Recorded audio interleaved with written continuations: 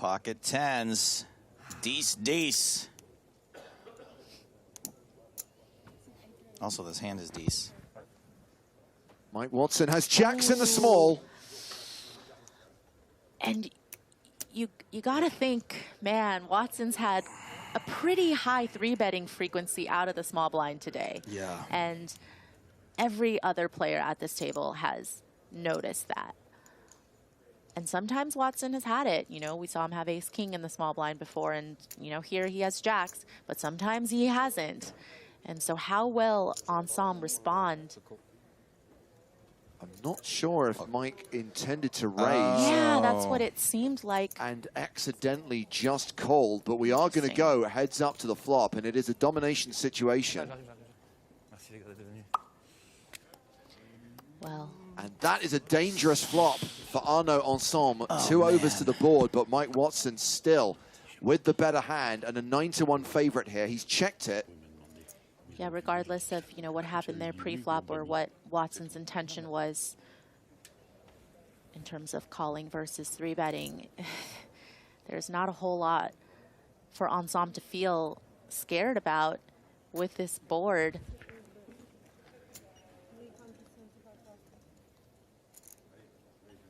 Looks like he wasn't trying to 3-bet. People have noticed he just didn't quite put out enough for the call. But even still, this is headed for disaster for Ensemble. This is the last hand of the level. We've ticked into the break. The question is, will this be Arnaud Ensemble's last hand at the final table?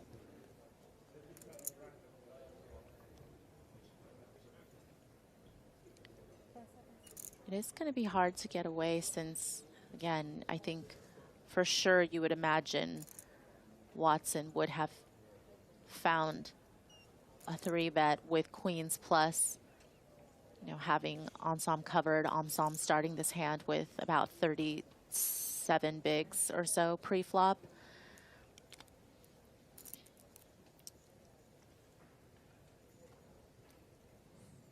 Even though Watson didn't put out enough chips to make the 3-bet pre, Ensemble knows that his intention was to re-raise. No, I don't think he was trying to re-raise. I think he just didn't put out enough for a call. Well, he's going to check raise this flop. 375,000 has become 875,000. Yeah, and, you know, again, if we just go off the premise that Ensemble doesn't think Watson was trying to 3-bet pre, then tens are performing pretty well. Of course, Watson could have 9s here, 6s here, 3s here, could have all the sets. But there's also a couple of draws possible. You know, 8-7 suited could potentially call from the small blind.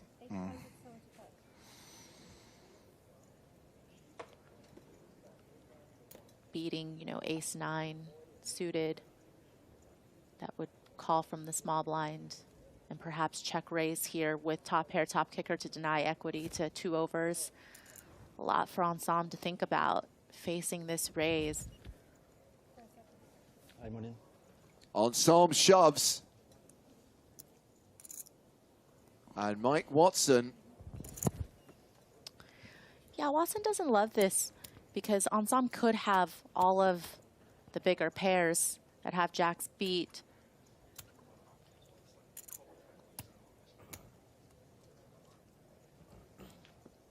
But could also have some nut flush draws as well. You know, a lot of the ace-X of diamonds here. Mike Watson makes the call and is in a great spot here. A 9-1 favorite to eliminate Arnaud Ensemble. Wow. 90%. Ensemble is going to need to spike a 10. I guess there are some running straight possibilities. Of course, diamonds don't work for him.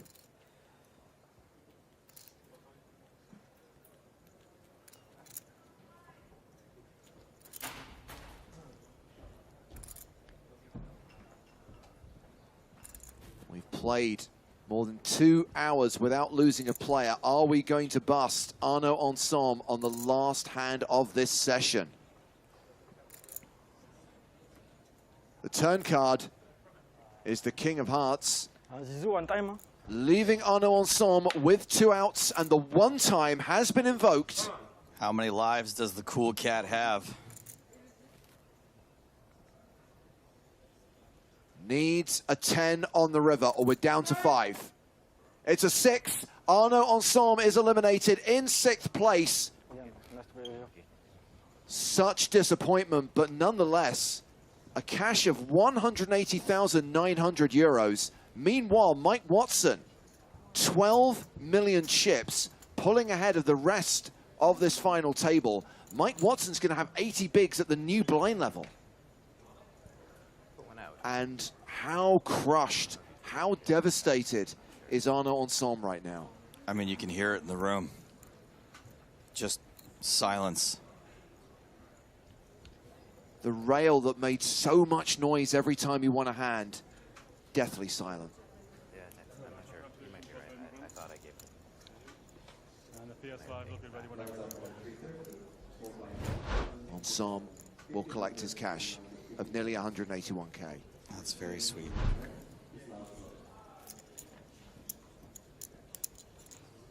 Bittersweet, I guess.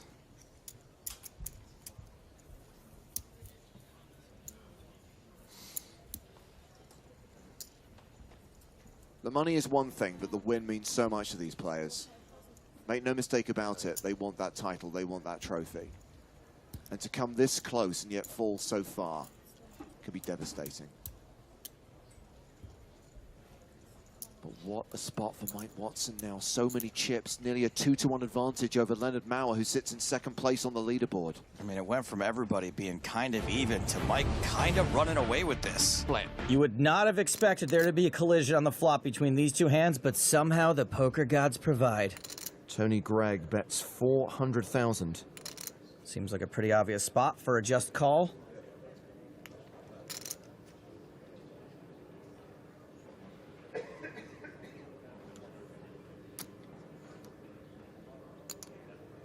Why call when you can raise 1.2 million from Watson? This raise puts Mike in a really awkward spot if Tony shoves. He'll pretty much have to call, and it's a weak hand as far as calling hands go. Let's see how Tony responds.